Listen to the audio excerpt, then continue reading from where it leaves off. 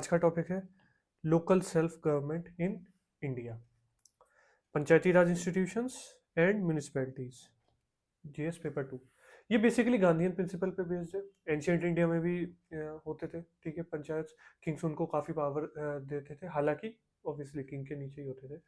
तो गांधी जी ये चाहते थे कि डिसेंट्रलाइजेशन हो, गांव से मतलब पावर नीचे से ऊपर जाए, गांव से ऊपर जाए, ना कि ऊपर से नीचे की तरफ जो अभी स्थिति है। हालांकि बी आर अम्बेडकर जी इसके खिलाफ थे। उनका यह था कि गांव तो सेंटर है कास्टिज्म का, और जो मतलब आप फैसिनेशन एक करते हैं, एक रोमांटिसाइजेशन करते हैं कि विलेजेस में ये ऐसे चल रहा होगा वैसे, वो सारी चीज़ें उनके पीछे जो है चीज़ें, वो ये है कि villages are centre of casteism, untouchability, और जो रूढ़िवादी सारी चीज़ें ऑर्थोडॉक्सियल प्रैक्टिसेस हैं, उनका विलेजेस सेंटर होते हैं। बट गांधी जी फिर भी चाहते थे कि विलेजेस बेस्ड इकोनॉमी हो इंडिया की। आइए समझते हैं कैसे। और ये आज के टाइम में बहुत रेलेवेंट लगता है कि ये होना चाहिए था। इसलिए आज़ादी के वक्त में सिर्फ टू टायर गवर्नमेंट था, यूनियन और स्टेट। बाद में ये किया गया 73rd और 74th अमेंडमेंट से, union, state and local institutions. गांव में पंचायत, शहर में म्यूनसिपैलिटी। अच्छा, वो भी 3 टायर है पंचायत, ठीक है। ग्राम, ब्लॉक और जिला यानी district. So Gandhian vision, village republics. India lives in her villages, every village has to be a republic और panchayat having full power. Has to be बोला था महात्मा गांधी जी ने, ठीक है। अच्छा, ये कोड मेंस के लिए जरूर याद रखिएगा। Again, Gandhian concept of Gram Swaraj. My idea of village Swaraj is that it is a complete Republic, independent of its neighbours, दूसरे गांव से भी, of its own for its own vital wants, and yet interdependent for many others in which dependence is a necessity। इस चीज को थोड़ा समझिए। Village अपनी जरूरत वाली चीज, पानी, इरिगेशन के लिए पानी, ठीक है, अपने नीड्स के लिए दूसरे विलेजेस पे डिपेंडेंट ना हो, वो अपने आप उगा के खा पी के सारी चीजें, वो जो बेसिक नेसेसिटीज है वो पूरी कर ले। पर जिन चीज़ों की डिपेंडेंस है, जिन चीज़ों की ज़रूरत है, उसके लिए एक इंटरडिपेंडेंस भी साथ में को एग्जिस्ट करती हो। जो आत्मनिर्भर भारत हम कर रहे हैं, यही है। अगर ये चीज़ एक्चुअल में हुई होती तो हमारी इकोनॉमी एक्चुअली में आज बहुत आगे होती। सो डीपीएसपी में ये डाल दिया गया था कि बाद में काम करेंगे, अभी बी आर अम्बेडकर जी होने नहीं देंगे। So article 40, the state shall take steps to organise village panchayat and endow them with powers to function as units of self government. States के पास ही पावर दे दी, क्योंकि स्टेट्स की जो पावर है वही डिसेंट्रलाइज होके पंचायत और म्यूनसिपैलिटीज के पास गई है। तो इसलिए आप देखेंगे हर स्टेट में थोड़े थोड़े अपने अपने लॉज बना रखे हैं, ठीक है। कहीं पे आपको दिखेगा पंचायत पे थोड़ी ज़्यादा पावर है, पंचायत में जो रिजर्वेशन है वो ज़्यादा है ना। जैसे कहीं पे आपको महिलाओं का रिजर्वेशन 40% ही मिलेगा, कहीं पे आपको 50% मिलेगा। तो ये चीजें स्टेट टू स्टेट डिफर करेंगी। 73rd कॉन्स्टिट्यूशनल अमेंडमेंट 1992, पार्ट 9 बनाया गया, आर्टिकल्स 243 टू 243 ओ, ठीक है। वो ए बी, क्योंकि बाद में अमेंड करके इतने सारे आर्टिकल जोड़े गए तो वो A B C D till O तक जोड़ दिया गया। Constitutional status to panchayat, 3 tier system officially हो गया। अच्छा, ये पंचायत का भी 3 टायर सिस्टम है, ठीक। ग्राम, ब्लॉक या इंटरमीडिएट आप कह लीजिए उस, ठीक है। उसके बाद जिला यानी डिस्ट्रिक्ट। 3 टायर पंचायत स्ट्रक्चर, ग्राम पंचायत, पंचायत समिति that the block one, intermediate one, and जिला परिषद द डिस्ट्रिक्ट लेवल। ग्राम सभा। अच्छा, ग्राम सभा में क्या है, जैसे मेंबर ऑफ पार्लियामेंट लोकसभा हो गए, मेंबर ऑफ पार्लियामेंट कौन होते हैं, जो उसके मेंबर्स होते हैं सारे, वो कॉन्स्टिट्यूट करते हैं मिला के लोकसभा। ग्राम सभा में जो वोटर लिस्ट में है ना उस गांव का, वो हर एक व्यक्ति ग्राम सभा का मेंबर है। यानी जो मेंबर ऑफ ग्राम सभा हुआ वो हर एक वोटर हुआ।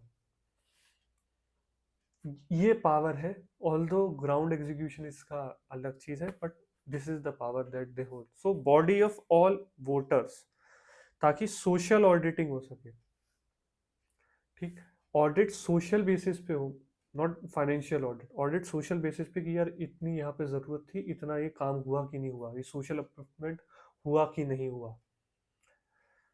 Approval of claims with the help of gram sabha, हालांकि प्रधान जी सब अपनी मर्जी से कर देते हैं। खैर, 11 शेड्यूल फंक्शंस। अच्छा, जैसे union list, state list, concurrent list, 7 schedule, ठीक, इसके आपको कहाँ मिलेंगे? 11 शेड्यूल और 12 schedule for municipalities. 29 subjects including agriculture, health, sanitation, poverty alleviation etcetera. इनको एक बार दोहरा लीजिएगा क्या क्या सब्जेक्ट्स हैं, भूले भटके पूछ दिया कोई एक सवाल ट्रबल करने के लिए, तो उसमें फंसिएगा नहीं। पीवाईक्यू ले लेते हैं एक। विच ऑफ द फॉलोइंग, ये ट्रैप क्वेश्चन है, which of the following is our constitutional bodies? State election commission, state finance commission, district planning committee.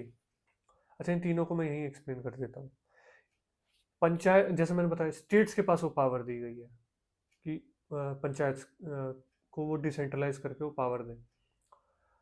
तो स्टेट लेवल पे एक state election commission, central election जो है हमारा इलेक्शन कमीशन वो नहीं करता, वो सिर्फ यूनियन स्टेट्स के करता है इलेक्शन। हर स्टेट के पास अपना एक स्टेट इलेक्शन कमीशन है, ठीक। और एक स्टेट फाइनेंस कमीशन, जैसे फाइनेंस कमीशन वहाँ पे डिस्ट्रीब्यूशन ऑफ मनी करता है कि रेवेन्यू, कि यूनियन के पास कितना, स्टेट के पास कितना, कितना स्पेशल पैकेजेस, ग्रांटेड एड, वो सारी चीज़ें वो करता है। वैसे यहाँ पे स्टेट से पैसा आता है, तो स्टेट फाइनेंस कमीशन वो पूरी तैयार करता है कि किसको कितना कितना पैसा जाना है। डिस्ट्रिक्ट प्लानिंग कमेटी ये आपके स्पेसिफिकली ताकि जो स्टेट की मशीनरी और वो साथ में सब काम कर पाए, उसके लिए बनाई जाती है, ठीक। सो ये तीनों ही कॉन्स्टिट्यूशनल बॉडीज हैं, ठीक। फंसिएगा नहीं, कई लोग इसको छोड़ देते हैं कई बार, इन दोनों को लगा के तो 1 और 2 करके चले आते हैं। आंसर 1, 2 और 3 है। 74th कॉन्स्टिट्यूशनल अमेंडमेंट 1992, 92 में हुआ। 50 से आ गया था, तो 50 से लेकर 92 तक का टाइम लगा इनको हकीकत में लाने में। कई सारी इसमें कमेटीज, अशोक मेहता कमेटी, वो हनुमंता राव, ये सब थोड़ा सा बेसिक उनका पढ़ लीजिएगा। बेसिक उनमें क्या था, किसने 2 टायर की बात करी थी, किसने 3 टायर स्ट्रक्चर की बात करी थी, बलवंत सिंह कमेटी, ये सारी चीज़ें लक्ष्मीकांत से एक बार देख जाइएगा, ठीक है। ओवरव्यू बहुत फैक्चुअल है, मैं यहाँ पे कॉन्सेप्ट क्लियर कर रहा हूँ, तो फैक्ट्स आप लक्ष्मीकांत से पढ़ जाइएगा। पार्ट 9 है urban local governments and municipalities. So अच्छा, म्यूनसिपैलिटीज के अलग अलग लोग कंफ्यूज अक्सर होते हैं। 3 तरह के होते हैं भाई, बहुत छोटा है तो नगर पंचायत, थोड़ा मीडियम लेवल का है तो म्यूनसिपल काउंसिल, और बड़ा है तो म्यूनसिपल कॉरपोरेशन, ठीक। अब मेट्रोपॉलिटन सिटीज के लिए मेट्रोपॉलिटन प्लानिंग कमेटी भी अलग से होती है। इनमें अंतर बेयर एक्ट से आप देखेंगे, लक्ष्मीकांत से आप देखेंगे, कमेंट सेक्शन में टाइप करेंगे। 12 शेड्यूल जैसे मैं बताया था, 11 शेड्यूल है पंचायत के लिए, यहाँ 12 schedule urban planning, transport, waste management and public health, है ना। वेस्ट मैनेजमेंट से ही ज़्यादातर लोग म्यूनसिपैलिटी को पहचानते हैं। अब ये मेंस के लिए एक प्रीवियस ईयर क्वेश्चन है, आप इसको चाहे तो लिख सकते हैं। आप जो 2 कोट्स मैंने आपको दी हैं महात्मा गांधी जी की, तो वह आपको अपना विवेक लगाना है कि कौन सी कोर्ट सब स्टार्ट करें, क्योंकि पंचायत से रिलेटेड या लोकल बॉडी से रिलेटेड आप जो है कोई भी आंसर बिना महात्मा गांधी की कोर्ट के लिखिएगा मत। मतलब अगर आप लिखेंगे तो मतलब तो क्या नंबर कम मिलेंगे और क्या, और कुछ नहीं। हाँ खैर, और उसको पूरा स्ट्रक्चर वाइज सोशल ऑडिटिंग जरूर आप उसमें इंक्लूड करिएगा, ग्राम सभा वाली चीज जरूर इंक्लूड करिएगा। तो इस क्वेश्चन को एक बार लिख के देखिएगा, ऑल दो आई नो कि आप प्रीलिम्स फोकस कर रहे हैं, पर एक बार पंचायत के टॉपिक को अच्छे से पढ़ के एक रफ स्केच अगर इसका आप बना के देखेंगे तो आपको हेल्प होगी प्रीलिम्स में भी। सो कंक्लूजन, ये मैंने आपको स्ट्रक्चर दे दिया, जब भी आपको कोई आंसर लिखना हो या प्रीलिम्स के लिए भी इसको पढ़ना हो, so that is the whole model. Gandhian vision, DPSP, constitutional backing, grass roots, democracy, ये मेगा टर्म्स हैं, इनको यूज़ करिए, बढ़िया सा आंसर हो जाएगा। इसी तरह पढ़ते रहिए, सीखते रहिए। See you tomorrow, learn every day.